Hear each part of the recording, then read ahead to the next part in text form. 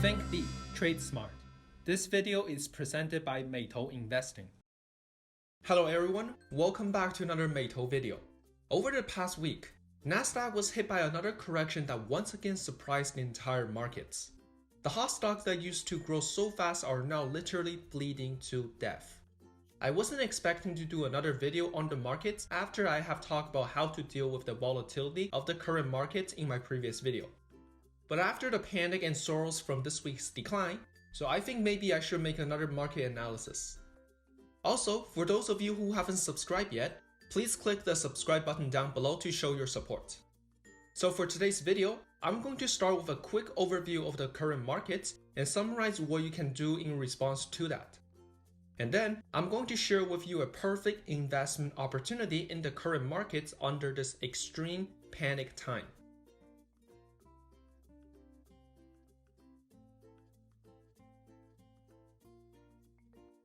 In my opinion, the key to investing is not to follow with someone else's buy and sell and make quick cash right away, but instead, it's the investing mindset and methods that you use.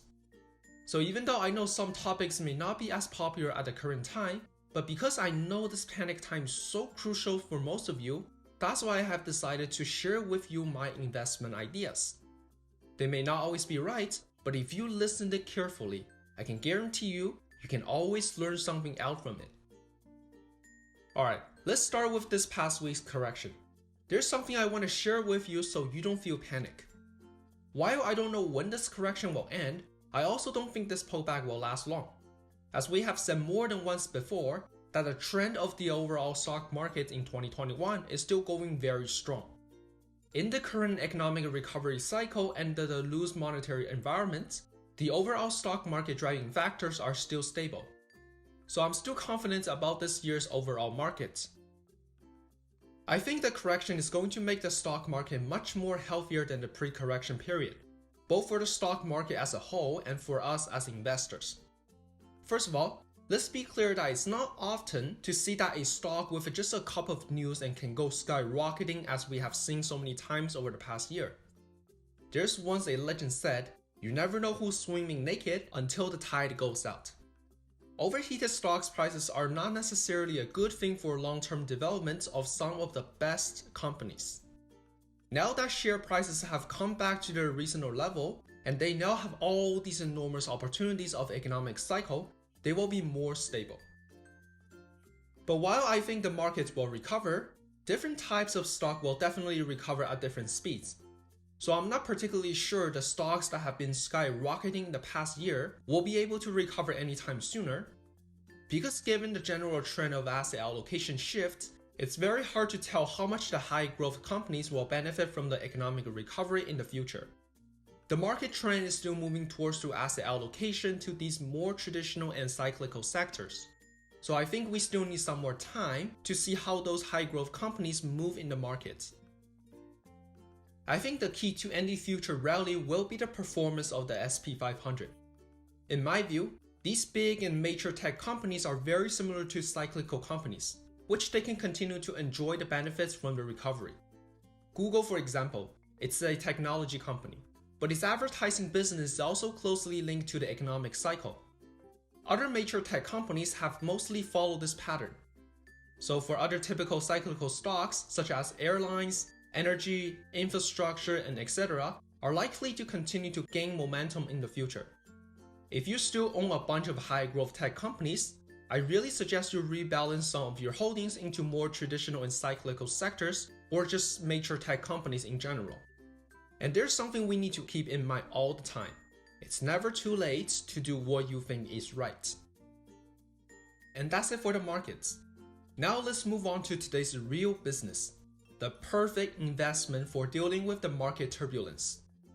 It's a star company that once faded away from the public view, and its low-key has a very good return on investments. It's also one of my favorite stocks for 2021, and that is Warren Buffett's company, Berkshire Hathaway, ticker symbol BRK. Now, everybody knows how great Buffett is. He's the first and the only person in history to reach billionaire status through investing. But listen to me. Most people actually have very little understanding for BRK. I'm sure after listening to the following analysis, you'll be just as excited as me about BRK. So, why all of a sudden I bring in BRK as the perfect investment opportunity at this point of time? Well, the first reason is that BRK is one of the companies that have benefited the most under the current market. Many investors have assumed that BRK is a fund company that invests in stocks, but that's not exactly the case. BRK is a huge and a complex conglomerate. Its business includes insurance, railways, energy, real estate, supermarkets, manufacturing, services, and so on. And stock investment is only a part of the insurance category. In addition to stocks, the insurance category also includes personal insurance. Like Geico, which is BRK's insurance company, which provides auto insurance and other related services. It also provides institutional insurance, which provides investment risk hedging and commercial property insurance. In terms of revenue, insurance revenue is the highest among all BRK businesses, but that only accounts for 28.3%. And in terms of assets, the value of BRK's stock portfolio is $281 billion, which only accounts for 32.2% of the total assets. So based on what I have just covered, BRK is not merely a fund management company in the traditional sense. And now let's put the insurance aside and see the other sectors. In the energy sector, it includes power generation, electricity transportation, natural gas, and other related business. In the railway category, there's a company named the BNSF Railway, which is the largest railway company in North America with the market value of $140 billion. In the manufacturing industry, including industry, construction, clothing, and etc. And then if you go look, other sectors such as the service sector includes pilot training, electrical channels, automobile dealer, furniture rental, and other businesses. What is more shocking is that BRK doesn't run these businesses directly, but rather it has built a presence in them by acquiring companies in the respective business. And as you can see, everything I have just covered pretty much covers all of the most positive cyclical sectors in the economic recovery cycles. For example, a recovery in commercial activity is going to boost demand for commercial insurance. At the same time, it will also boost demand for rail transport, electricity, natural gas, manufacturing, and more. Also, the Biden administration's new energy subsidy plan will also benefit BRK's energy sector. And its economic stimulus plan will boost those industries of manufacturing and services. As we have talked about in the previous video, cyclical stocks have historically outperformed growth stocks by a wide margin in economic recovery. So for a company like BRK, which is full of cyclical business, is naturally one of the most promising companies in terms of growth right now at the market. Now let's move on to reason number 2. I picked BRK because it has done a very good job at diversification. I believe from the above map of BRK's, you probably have noticed that BRK's business is well diversified within the various cyclical industries. What's more interesting is that because all of these news headlines has been dominated by high growth companies for so long that when investors finally realize they need to look for a cyclical stock, they don't know where to start. So imagine yourself in a situation like this. You spend a half of your day trying to find the ideal cyclical stock for your portfolio, but then you start to realize or worry about that it may not be the best option out there. And then you start to panic and worry about the potential high risks. But BRK alone, it can help you to get the most out of the recovery and the best diversification you needed. This is something that no other company in the markets can do. And for reason number 3 is that BRK will spend more money on buybacks in the future. We know that one of Buffett's hallmarks is that he never ever pays a dividend. The reason is because he believes that by investing this money is more important than giving them away directly to shareholders. And this Buffett's philosophy goes the same on buying back stocks, which is essentially paying dividends to shareholders, except the method is to buy back the stocks. So as you can see from the chart below, 19 years ago, BRK didn't buy back shares. But since 2009, it bought back for about $4.85 billion of shares. And in 2010, he bought back another $24.6 billion of shares in one go, which is equivalent to paying 5.2% dividend to all shareholders. And in the last 2 quarters, Buffett's repurchases have reached $18 billion, and the pace is surely going to increase in the future. But why do I think that is a good thing? Well, in his recent letters to shareholders, Buffett said that he believes the intrinsic value of BRK is far higher than its market price. And it's based on the fact that he has spent so much money on buying back BRK stocks. So for those of you who actually read Buffett's letter knows, this isn't an old man trying to boasting his own company out of nowhere. Buffett has always been known for outspoken about his companies, especially when he makes bad decisions. For example, PCC, an industrial manufacturing company he bought back in 2016, has been described as a big mistake in his letters to shareholders. So in my view, Buffett's unusual move to buy back a lot of shares of his own company can be interpreted as a sign that he believes there's no better intrinsic value in the market than his own company right now. And speaking of company value, this brings us to the 4th reason why I think BRK is the perfect investment today. That is, its valuation is very reasonable, and it may even be undervalued.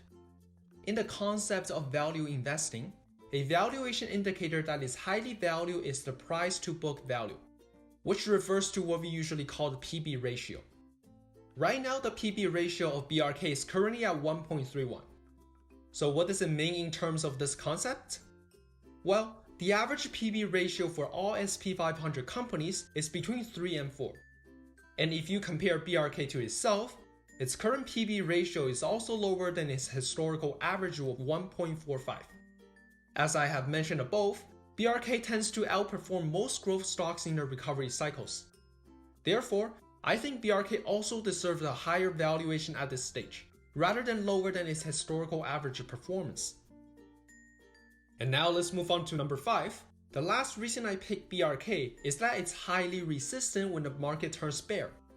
This feature is especially valuable as markets continue to wobble, which is similar to the markets in the past week. Normally, when investors see the market is going great, they tend to buy more that goes up. But when the market is bad, it's going to be very challenging because the investor's stock picking skill is very critical at this hard time. As you can see from the chart below, BRK has had a very strong performance when the Nasdaq was down more than 10% over the past 2 weeks, which is also a very important property for the stock markets in 2021. I don't think the increase in long-term interest rate is going to be the only problem that we have for 2021, but we're also going to have several major tests for the overall stock markets in the future. So while I'm still bullish on the big pictures for 2021, I also believe that a pullback like the ones we just had won't be the last. And that bumpy ride ahead will be much higher than the ones we have seen over the past year. So because of all of these reasons, I think BRK is the one that will put you into the happiest dreams, and then you will wake up in the morning and knowing that you have the best investment inside your pockets. And to wrap up today's video, I think BRK's general attributes makes it the best investment option out there. It has excellent diversification, benefits from stock buybacks, at a reasonable price, and the attributes of resisting market correction. So, I'm very optimistic about the performance of BRK in the context of economic recovery in 2021.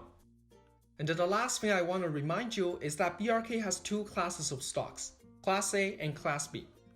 Class A is currently at around like $340K a share, and it is the most expensive stock in the stock market. Class B is at over $200 a share, and this is a very reasonable value. Both classes of stocks reflect to BRK's business in the same way. Although the historical performance of Class A is slightly better than of Class B, but not by so much. So, if you're interested in investing in BRK, you can buy it according to your financial ability. There's not much difference between the two. If you like my videos, please click the subscribe button. Your supports are much appreciated.